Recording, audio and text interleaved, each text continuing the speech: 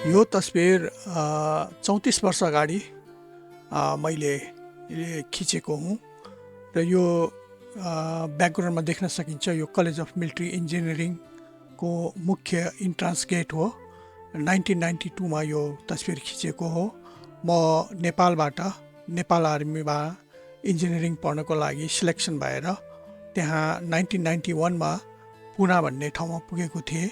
इन्डियाको पुना भन्ने ठाउँमा, यो त्यही ठाउँ हो। यो तस्बिर त्यहीँ लिएको हो।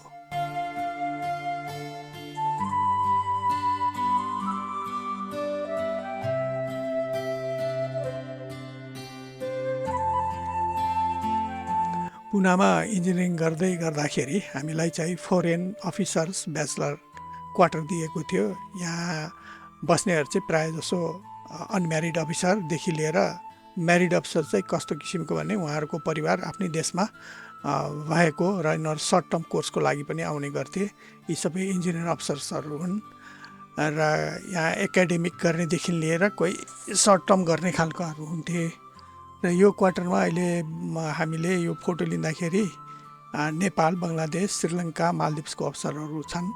र यसमा र्याङ्क चाहिँ कुरा गर्ने भयो भने लेफ्टिनेन्ट र्याङ्कदेखि लिएर क्याप्टन मेजरसम्म छ। म चाहिँ नि लेफ्टिनेन्ट र्याङ्कमा थिएँ इन्जिनियरिङ गर्ने बेलामा। यो 1992 मै लिएको फोटो हो।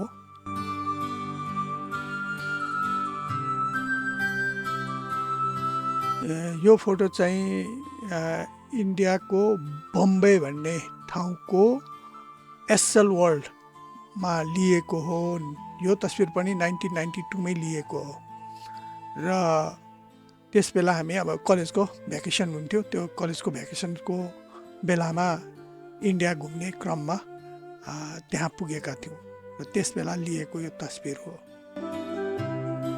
1992 तिर त्यस बेला यस्तो स्मार्टफोनहरू थिएन र हामी तुरुन्तै फोटो खिच्न सक्दैनथ्यौँ। फोटो खिच्नको लागि क्यामेरामा रिल लोड गरेर अनि बल्ल खिच्नु पर्थ्यो। अनि त्यो रिललाई गएर फेरि सफा गर्नु पर्थ्यो। अनि बल्ल मात्र हामीले फोटो पाउन सक्थ्यौँ।